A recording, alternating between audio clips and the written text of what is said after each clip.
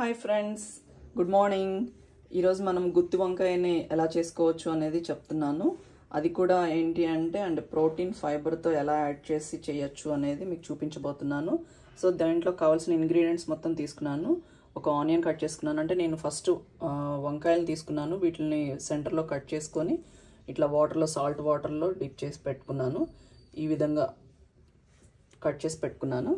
So next ingredients ఏంటి అంటే కొబ్బరిని అంటే 4 స్పూన్స్ తీసుకున్నాను నేను, గ్రేటెడ్ కొబ్బరి. అండ్ నెక్స్ట్ వన్ ఆనియన్ తీసుకున్నాను ఈ వంకాయలకు సరిపడాగా. సో ఎండుమిర్చి, వెల్లుల్లి, కరివేపాకు, జీలకర్ర, ధనియాలు అండ్ మినపప్పు. మీకు అంటే డైటరీ కోసం అయితే కనుక పల్లీలు తీసుకోకూడదు. సో డైట్ ఫుడ్ కాకుండా నార్మల్గా చేసుకోవాలి అని అనుకున్న వాళ్ళు మాత్రం పల్లీలు యాడ్ చేసుకోవచ్చు. అది చాయిస్ ఈజ్ యువర్స్. బట్ డైట్లో పల్లీలు నాట్ అలౌడ్ కాబట్టి నేను పల్లీలని పెట్టలేదు. సో నెక్స్ట్ ప్రాసెస్కి వెళ్ళిపోదామా. చూసారు కదా, క్వీన్ వెజల్ అండి. సో నేను ఈ క్వీన్ వెజల్ని స్టవ్ వెలిగించి పెట్టాను. ఏమి ఆయిల్ కానీ ఏది వేయట్లేదు.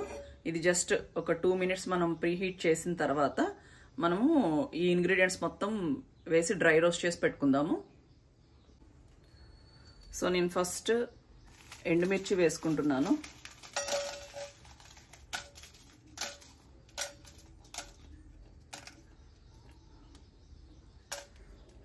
తర్వాత ధనియా వేస్తున్నాను. నెక్స్ట్ జీలకర్ర, సో మినప్పప్పు, కరివేపాకు, వెల్లుల్లి,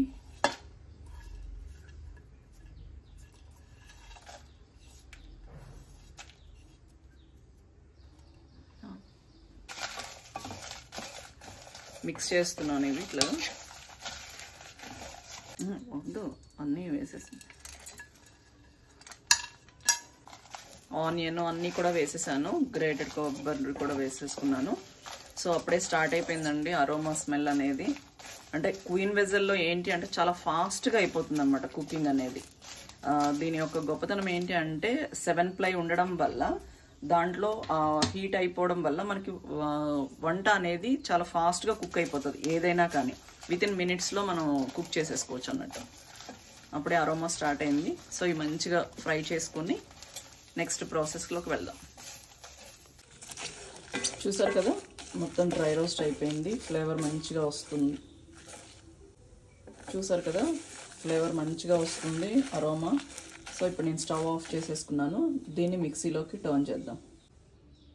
సో చూసారు కదా, మొత్తం మిక్సీలోకి టర్న్ చేసుకున్నాను. నాకు టేస్ట్ అనుసారంగా సాల్ట్ తీసుకున్నాను.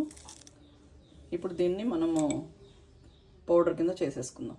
చూసారు కదా, నేను స్టఫ్కి మొత్తం పౌడర్ మిక్సీ పట్టేసుకున్నాను. సో ఇప్పుడు దాంట్లో నేను 2 స్కూప్స్ ఫైబర్ని యాడ్ చేసుకుంటున్నాను.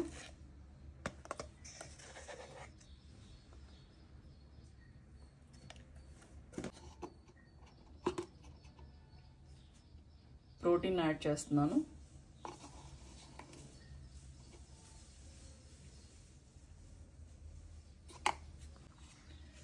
సో నేను ఇప్పుడు మొత్తం మిక్స్ చేసుకుంటున్నాను దీంట్లోకి మొత్తం కలిసే విధంగా.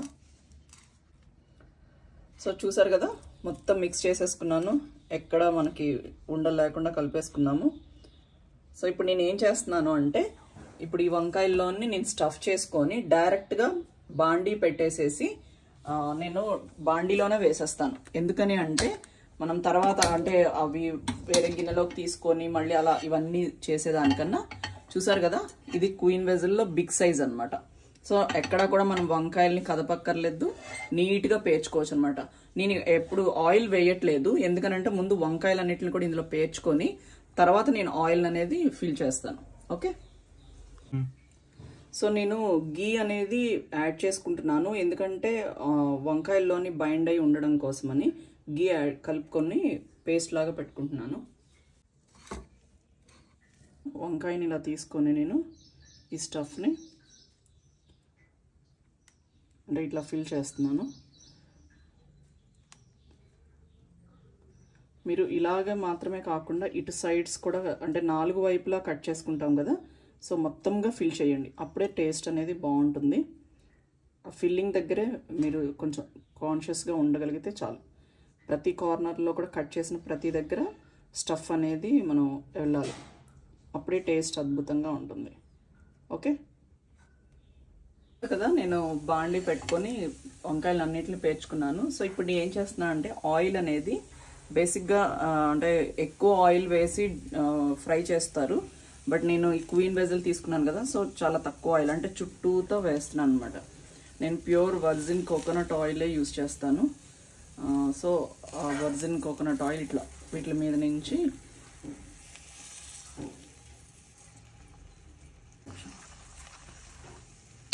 సో ప్రతిసారి కూడా మనం వంకాయల్ని జస్ట్ ఇట్లా షేక్ చేయండి, చేస్తే కొంచెం అటు ఇటు కదులుతుంది, సో ఈవెన్గా కుక్ అవుతుంది అనమాట. సో ఇప్పుడు నేను లిడ్ పెట్టేస్తున్నాను.